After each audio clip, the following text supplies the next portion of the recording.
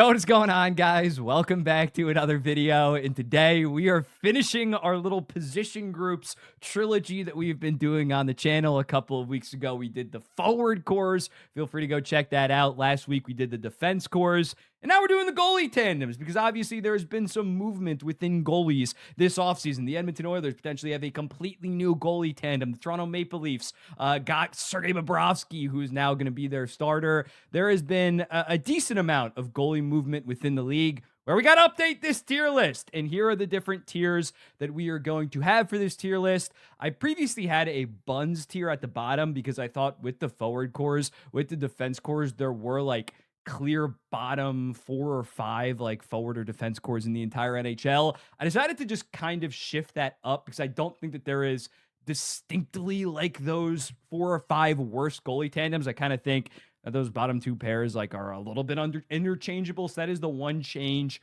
when it comes to this tier list. Like I don't think any of these are outright, like I will confidently say, is a bottom 3 goalie tandem heading into next year. So yeah, that's the only update. We're just in a really weird spot when it comes to goaltenders in the NHL. I talked about it when I did my goalie rankings. There's like 6 starters that I actually trust in the NHL. That being Shesterkin, Hellebuck, Vasilevsky, Sorokin, Thompson, and Swayman. So like as a result, like there's so much variability where I think that everything's kind of up in the air outside of maybe that top tier. So not saying all 6 of those are going to be in the top tier because the backup is going to factor in with this, considering they play like 25-30% of the game. But obviously the starter is going to matter the most. So yeah, without further ado, let's get into it. We are going to start with the Carolina Hurricanes, the defending Stanley Cup champions. I think they're either solid and okay. We do have our little stat graphic that we're going to be showing for every single tandem. I decided to go with their last 3 years stats just because, again, like you want the overall sample size.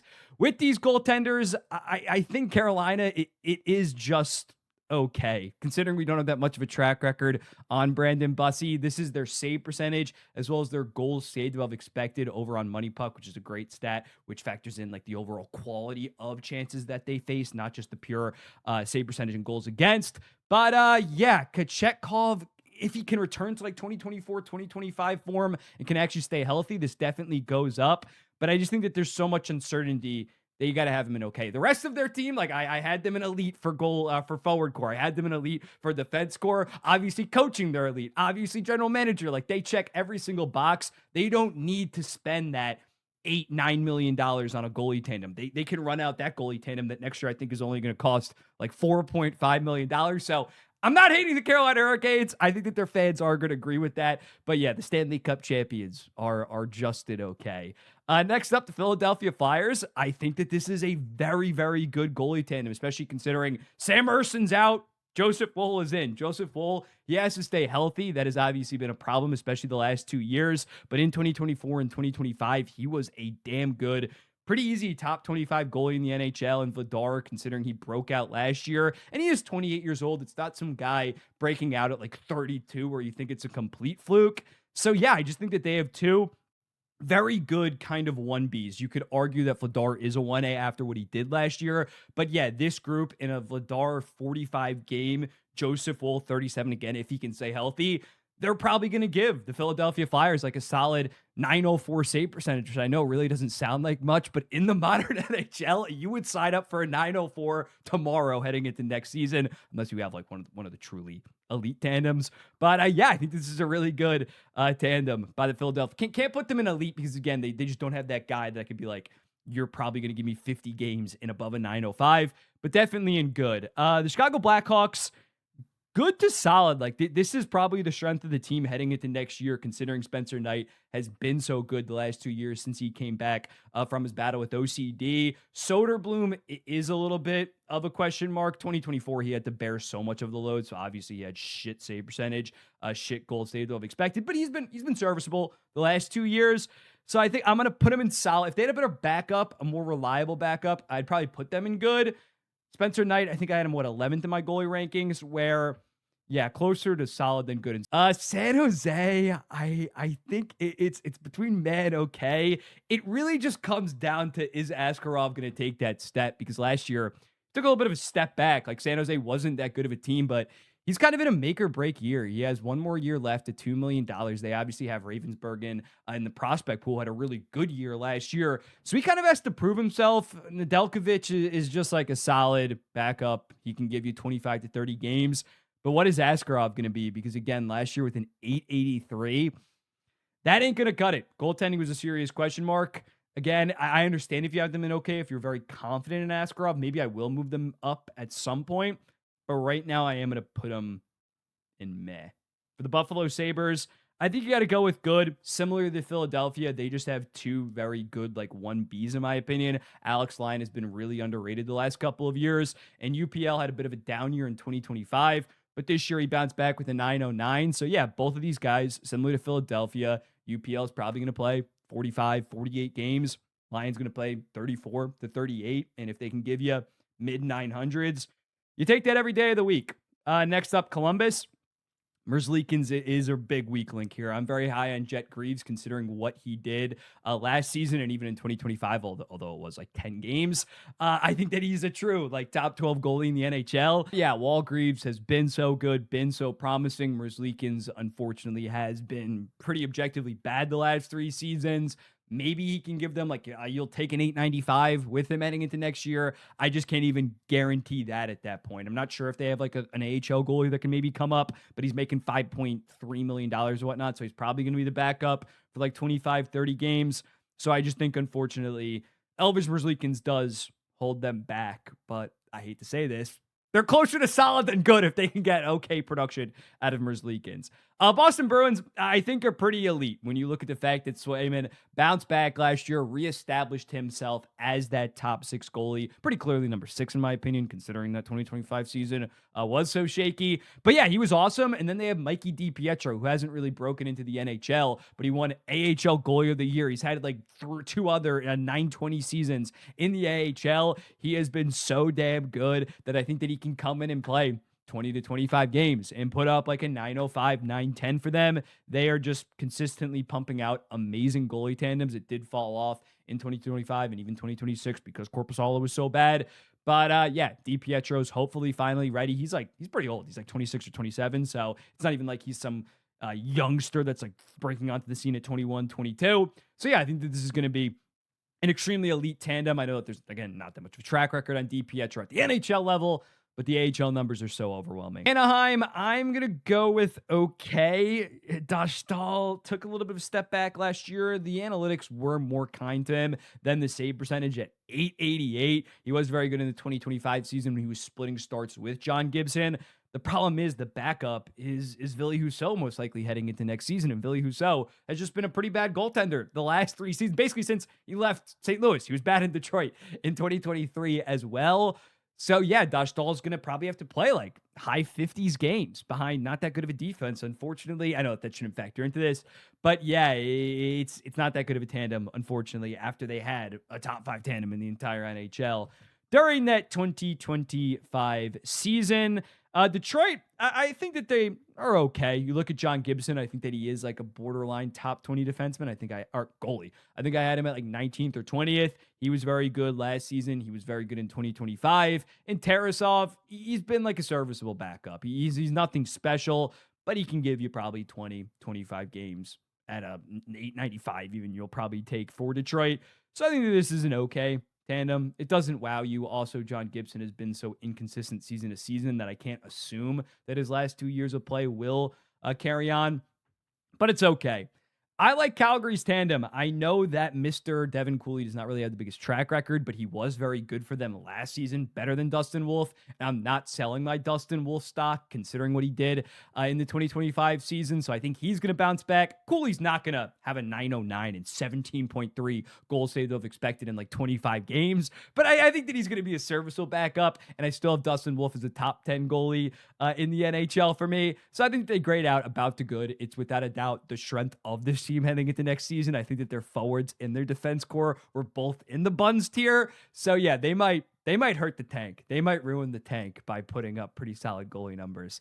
Minnesota, pretty easily elite. You can make an argument that they might be the best goalie tandem heading into next year, considering Wallstead fully broke out last season with a 915, as well as Gustafson. Not the most flashy numbers, but I still think based on his track record since 2023, when he had like a 931, he's been one of the more consistent goalies outside of those top six guys. And I think that their split's going to be a lot more equal. So Gustafson's going to have 10 less games on his workload, and Wallstead will be able to eat those games pretty easily.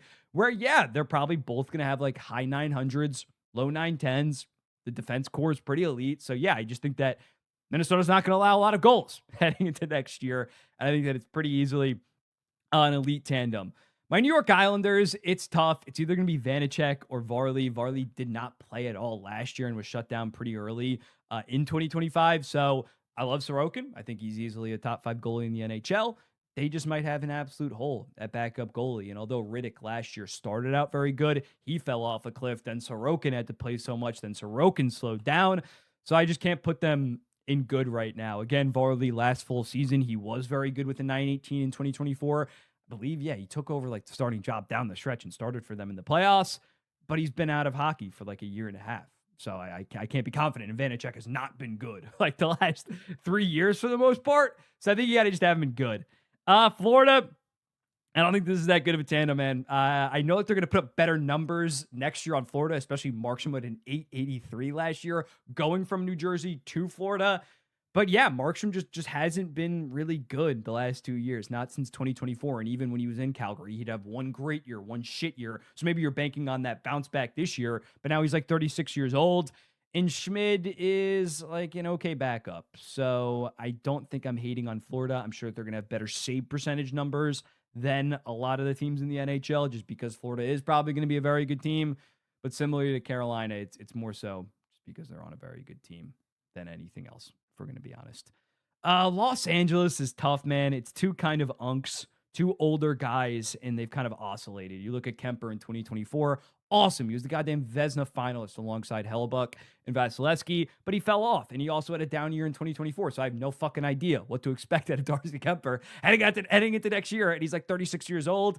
And then Forsberg was good last year. He was okay in 2025 and pretty bad in 2024, so considering these guys are on the downward trajectory of the aging curve, I think you got to have them in just okay. I could see them being good. Again, just a lot of volatility with them. The New York Rangers really come. I think I'm going to put them in elite. I have Shesterkin as my best goalie in the NHL, and Korpisalo, at least analytically, the last 2 years has not been horrible. He was obviously horrible in 2024 when he had to be the guy for the Ottawa Senators. He's not going to have to be that. He's going to have to play 25 games at most, hopefully. If Shesterkin is healthy. Last year he wasn't healthy. He still ended up playing like 51, 52 games, and he missed a month. But yeah, Shesterkin has just been awesome basically since he like fully debuted back in 2021 in the playoffs and the regular season. So yeah, I think that this is just an elite tandem based on the fact that Shesterkin is a no doubt top 4 goalie, and Korpisalo at least has a track record the last 2 years compared to my New York Islanders. But the Nashville Predators, we'll go with okay. We just got to be honest about UC Saros. Like, he has been on a downward trajectory, and it has now been 3 years of pretty below average to bad play. Granted, Houston and Nunnan actually took a big step this year. He's still like 25, 26 years old, so he's coming into his prime. That 2024 year was only in like 10 games. It wasn't that big of a sample size. But yeah, it's like if if last year was legit and Saros can bounce back, I could see it being solid. I could see it being good. It's just now been 3 years with UC Saros, and you cannot make the excuse of the team considering the analytics the last 3 years. Like, plenty of goalies have not the good of save percentages, but the analytics show, oh, they were actually pretty good. They were just dealing with a brutal workload, a lot of high danger chances. That has not really came through in any of UC Saros's last 3 years. I don't like to fully look at the advanced stats, but they are pretty damning on UC Saros, at least the last 3 seasons. Next up, the Seattle Kraken. They are definitely an interesting one because previously Decord had been so good in prior seasons. Meanwhile, Grubauer absolutely sucked. And it kind of flipped unexpectedly last year. I don't think Grubauer is going to be able to repeat this. Can he get back to being like an 899 guy? Would be pretty solid. I think Decord's going to bounce back a little bit. But again, like there's just too much volatility. They're not the most proven guys. So I think okay, like a lot of things on their goddamn team, it's just like okay, maybe slightly below average. You can maybe argue for solid if you're a big Grubauer guy, but I think I'm just going to keep them in okay right now. Meanwhile, the Edmonton Oilers, it's an improved group. It's going to be a trio if Tristan Jarry can bounce back. But they got Frederik Andersen, who was really good in the playoffs, not that good in the regular season, but in the prior two regular seasons was solid. It was only in like 18 and 24 games in 2024 and 2025. So again, the injuries have been pretty bad with Freddie Andersen. Meanwhile, for Levi, he just didn't play at the NHL level last year because Lyon and UPL are both very good. He's been good in the AHL the last couple of years. He was previously like the best goalie prospect in the entire NHL. Hopefully he can find his footing. I bet on him to put up like solid numbers in like 25, 30 games. And then Tristan Jarry maybe plays 15, 20 games. Their trio is going to be very well rested. I think it's an improvement, obviously, compared to like the Jarry and Pickard tandem or whatever they were rolling out, Ingram last year, but it's still pretty below average. But it's an upgrade, which is saying something. Next up, the Colorado Avalanche. Let's get to a good tandem. Let's get back on track. And yeah, I think you got to have them in the elite just because the last 2 years since they got traded at the start of last year to Colorado, they've just been really good. They're kind of like somewhat of an equal split. I think Wedgwood took around like 45 games just because he was the hot hand last year. But yeah, these guys have been damn good the last 2 years. They've had prior good seasons, whether it was Blackwood in New Jersey, who was actually pretty solid in San Jose. Wedgwood has had a bunch of different stops and a couple seasons in like the 9-10s. So yeah, when it comes playoff time, you maybe don't fully trust one of them, but in the regular season at least, it's one of the better tandems in the NHL. Pittsburgh, I think, is kind of meh. I do think Murashov could break out. He could be a star, but there just isn't that much of a track record. I know he was very good in the AHL. Shilov's is kind of just a backup at this point. He has not proven enough. Yes, he was awesome in the AHL playoffs. Was that 2025 or 2024? And he did show some flashes during that 2024 playoff run for the Vancouver Canucks, but just too unproven for me, where I don't think you can put them in okay. But maybe Murashov will break out. They also have Blomqvist, who's a young guy. Their goalie future is looking very good, but for next season, it probably ain't going to be very good.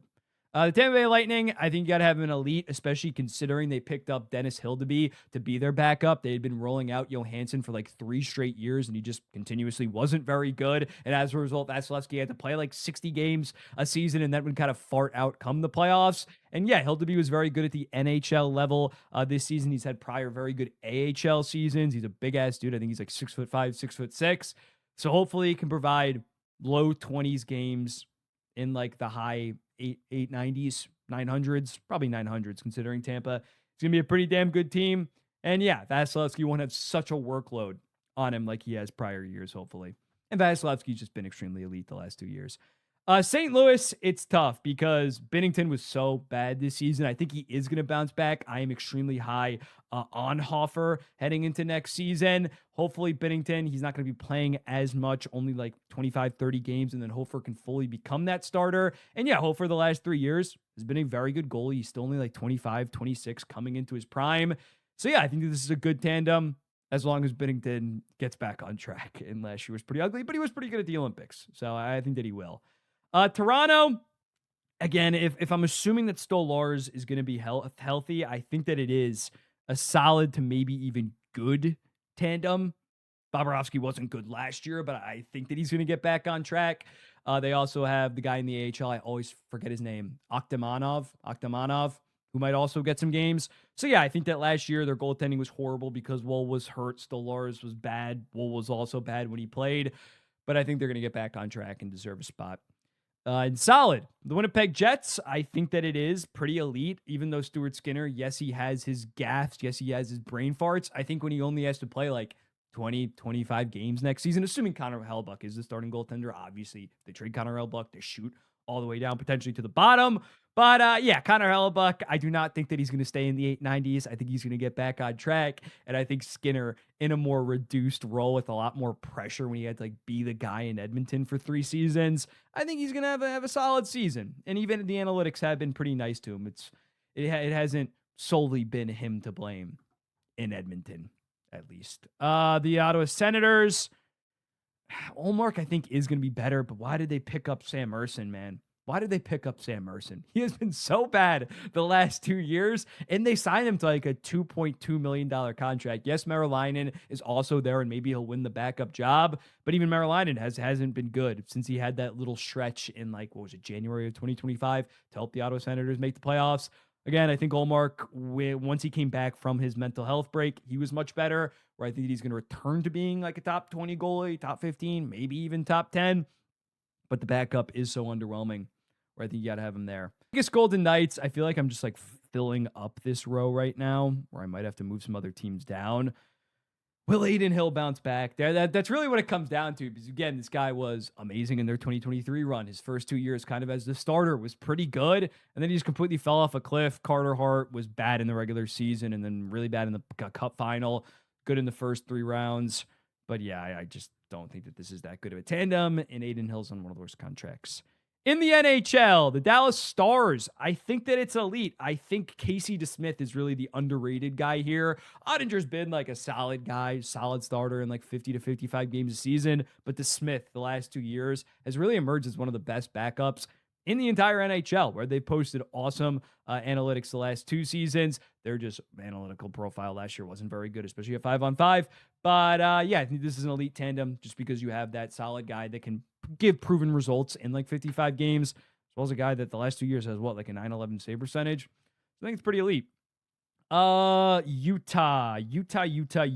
Vejmelka and Kosa. Will Kosa be able to handle like 20 to 25 games? That's really the question, because Vejmelka last year had to play like 64 games. So even though like an 896 doesn't seem that impressive, or 6.9 goals saved though expected, considering the workload that he had to undergo, it was a really good season by him. And the season prior, when he didn't have to play so much, he did have those better numbers. Where, yeah, hopefully Kosa, who has been very good, or good the last 2 years in the AHL, although he kind of lost a job in the playoffs last year, I think that hopefully he will be able to take a step. He's still only like 24 years old. And yeah, if he can give them a 900, I think that this is a solid tandem heading into next season. The Vancouver Canucks, I think it's also solid if Thatcher Demko can stay healthy, of course. His analytics haven't even been that bad the last 2 years. The Canucks have just kind of been not that good of a team. Of course, in 2024, he was awesome when Lankinen doesn't have to play, hopefully, like so many games this season. He'll just be able to put up his normal, like 900. Actually, it's probably worse than a 900 because, again, they're so bad. But I think he's going to be serviceable in like 25, 30 games. Again, this exercise is hoping, assuming that these guys are going to stay healthy, even though Demko is not the last couple of years. But if he can, it's probably the strong suit of this team heading into next season. The Montreal Canadiens, it's a young tandem, right? Probably the youngest tandem in the entire NHL. Dobish is what, like 26, and Fowler's like 21 or 22. But yeah, considering Dobish in 2025, he was pretty good. And then in 2026, really broke out as the Montreal Canadiens starter, was awesome in the playoffs for them. And Jacob Fowler's been basically, like, since his first year at Boston College, a pretty consensus top 3 goalie prospect in the NHL. Had a 908. It was only like 16 or 17 games, but also in the AHL had like a 916. So yeah, it's a young group. It might be a little bit of a volatile group, but it's pretty good group, in my opinion. So I think that they deserve a spot in terms of being in good. The New Jersey Devils, yeah, this tandem is not very good. Jake Allen, he's been solid in his games. He's only had to play like 30, 35 games the last couple of years. And then you got Nico Dawes. You also do have David Riddick, who was good for like 10 games and then kind of fell apart for my Islanders, where I think that nobody's going to be debating me on this, that they kind of deserve the meh tier. Meta's just kind of going to play it out, see if he has anything with Dawes, and then probably reassess this summer. And then lastly, the Washington Capitals. And I think I am going to put them in elite. It's really just comes down to Charlie Lindgren, considering Thompson has been so consistent the last 2 years. And even in Vegas, he was consistently an above average goalie, like in his mid 20s, where I know that I'm going to get above a 905 in like 55 games from Logan Thompson. Can I get 2025 Lindgren back? I'm not even asking for 2024 when he stole the job from Darcy Kemper at the end of the season and they made the playoffs. But can I get 2025? Can I get a high 890s? Because then this team's sitting somewhere in like the high 900s in terms of their save percentage, where I think that I will get that. I'm decently confident that he's going to bounce back from an 870. So yeah, here is the different tandems. A lot of teams in okay, a couple teams in solid, not a ton of teams in meh. Again, you could maybe just make that the buns tier. I thought about it more. I have to move down the Canucks. I cannot even trust Demko, if he is healthy, to fully get back on track. So I'm putting them in okay. It just doesn't seem right for them to be in the same tier as these 4. But yeah, let me know in the comments. What do you think of these goalie tandem tier lists? Who would you move up? Who would you move down? I'll be seeing the next one. Peace.